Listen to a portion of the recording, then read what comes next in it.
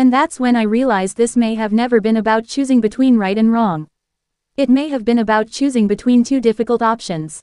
When people talk about King Felipe and Princess Leonor, they often imagine a father and daughter moving in the same direction.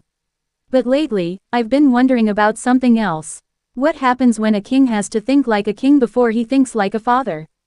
Because honestly, that's one of the hardest parts of royal life that rarely gets discussed. Every decision carries consequences. Every choice affects not only a family but an institution. And that's where today's story gets interesting. I've noticed that many conversations surrounding Leonor's future focus on what she wants, what she needs, and what her next chapter should look like. But what if the real pressure is on Felipe? What if some of the decisions people criticize today are actually decisions he believes are necessary for tomorrow? That's a possibility I don't think enough people consider.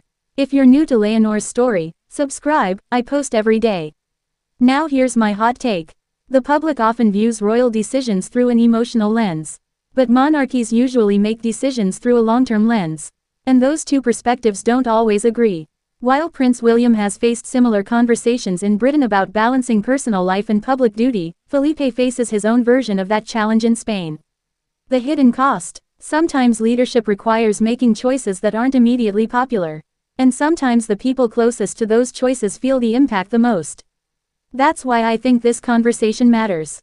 Not because we know every detail, but because it reveals something important about responsibility.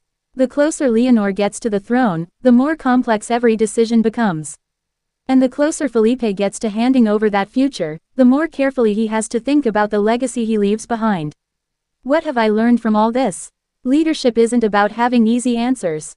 It's about carrying the weight of difficult questions. And maybe that's the lesson connecting both Felipe and Leonor right now. One is preparing to let go. The other is preparing to take over.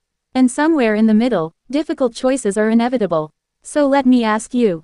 If you were in Felipe's position, would you make decisions based on what is best for your family, or what is best for the future of the monarchy? Because in royal life, those two things aren't always the same.